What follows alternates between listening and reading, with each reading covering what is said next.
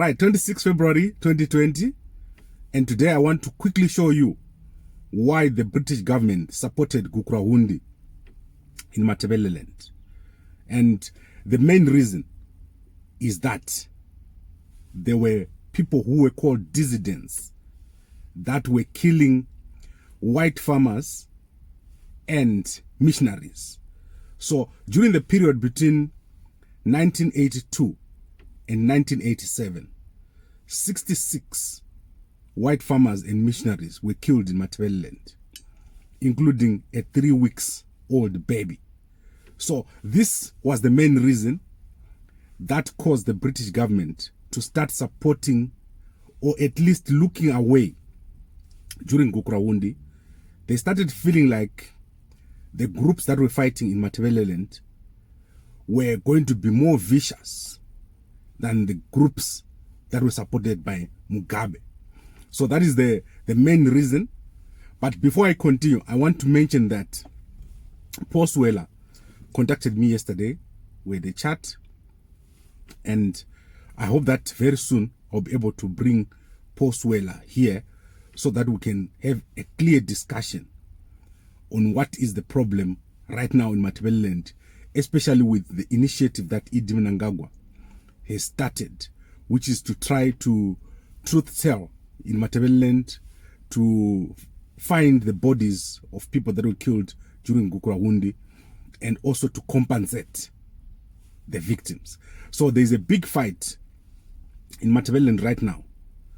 People do not want this initiative, or at least some people do not want this initiative. And these people, I called them hardliners yesterday. I feel that these people who are in the camp of the hardliners, they are saying, let's not get along. This is not the time to get along.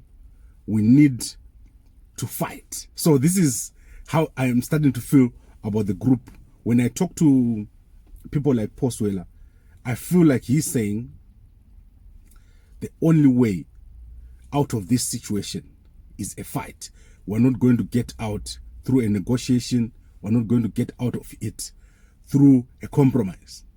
So let me continue with my description of why the British government supported Gukurahundi. So, as you know, in 1980, there was independence.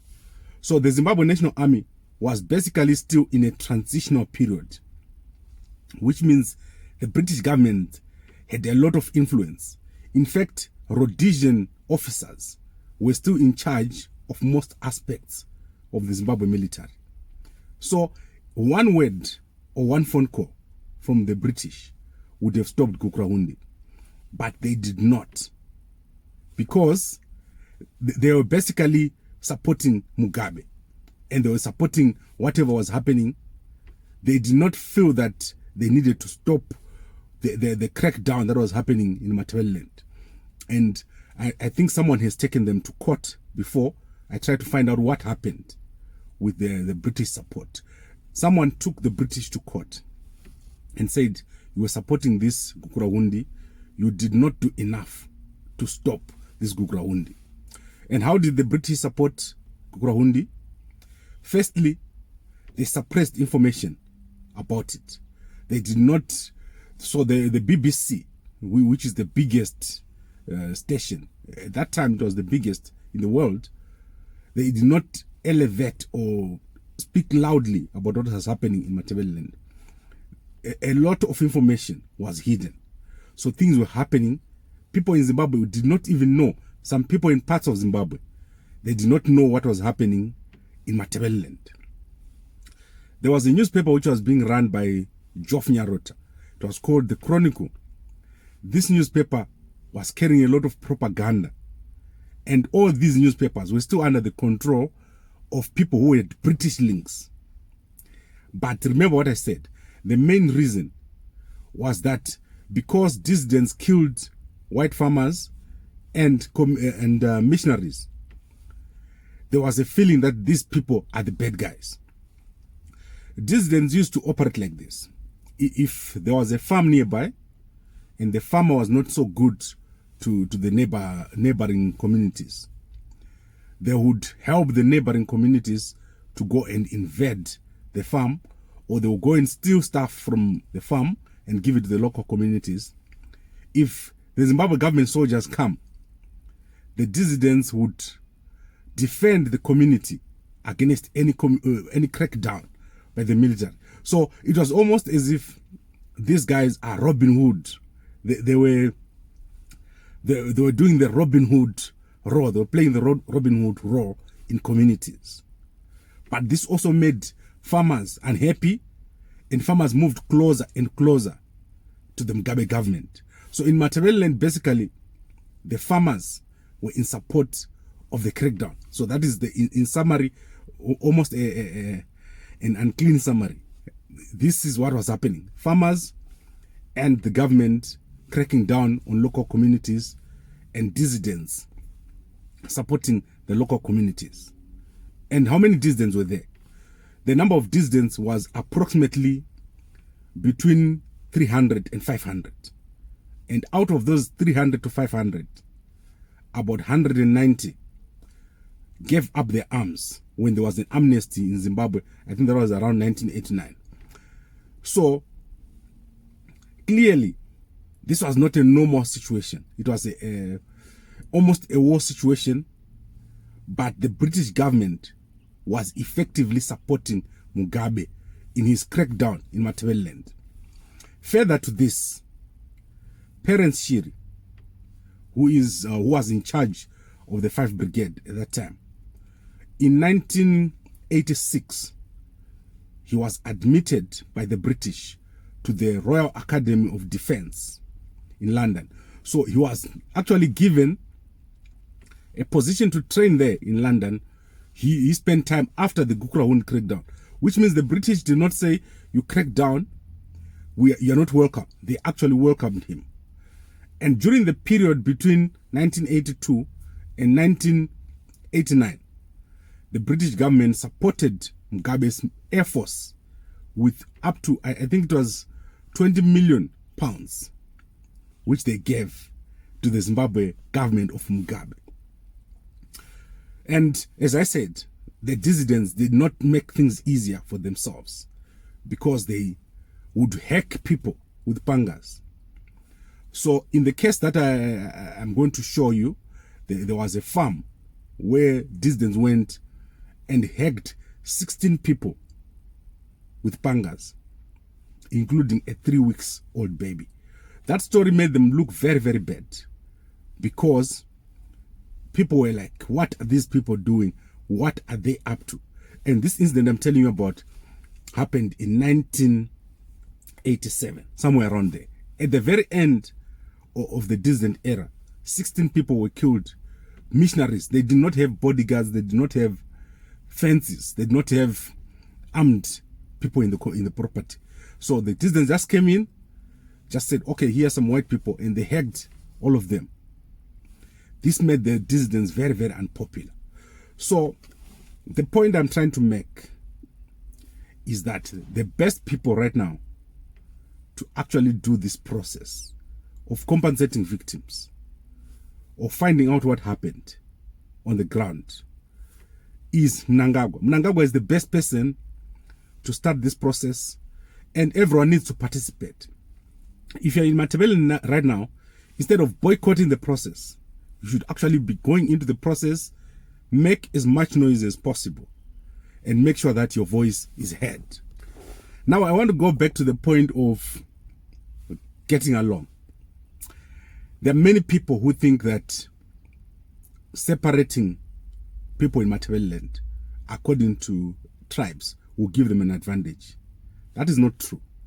The best way for Matabeleland to develop is for people in Matabeleland to harness the relationships that have developed between people across the country. There are a few people that think that if people don't get along, they'll get more opportunity, they'll become better off, they'll become leaders. And this is also not true. Everybody is now integrated.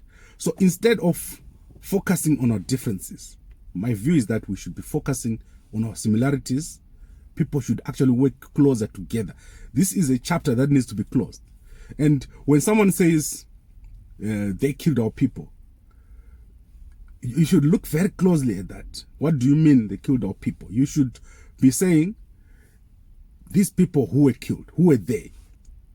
Where are their families? So it has to be a very specific process. It can't be a general process of saying, these people from this tribe killed these people from this tribe. This is the time now to look at the numbers. So, for example, there is a broad difference between estimates of how many people were killed in Matabeleland between 1982 and 1990.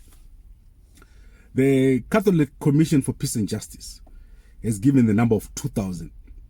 And then the International Institute of Genocide has given a number of 20,000.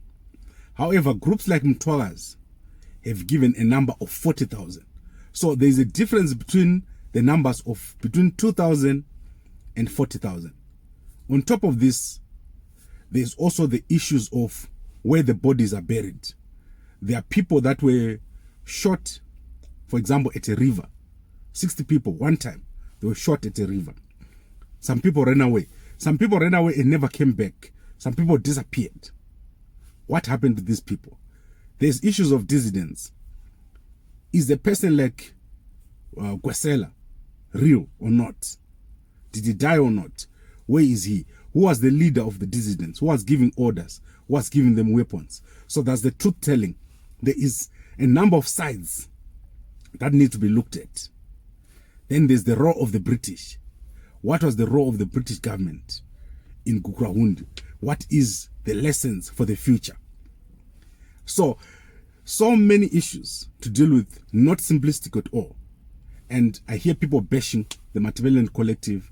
I hear people bashing Chief Ndiweni. This is not the right thing or the right direction. As far as I'm concerned, the right direction is to jump on this process that Idi Mnangagwa has started in Matabeleland and make sure that you put in all your input into this process. Make sure that these guys don't have a free ride in this process. So everyone should actually come in, give as much information as possible, and talk to these people. Don't say because the commissioner is from Mashonaland, I won't talk to him. Talk to these people, give them the information that they need to be given. And then when the report is produced, make sure that everything is there in the report. People that need to be compensated, identify them, make sure that they are found, and then they're compensated. So clearly, I didn't have enough time to go into everything that I wanted to go into. There is a lot of information on the internet. But this episode, I just wanted to show that the British government was in support of Gukurahundi. They did not oppose Gukurahundi. In fact, they gave resources to the Zimbabwe government during that period. And after the Gukurahundi period, they went on to take Terence Shiri, who was in charge, and train him at the British Royal Academy of Defense in London. So thank you very much for watching, and thank you for your comments. If you want to get in touch with me, you know my number. Let's talk. Let's keep this conversation going. Thank you very much.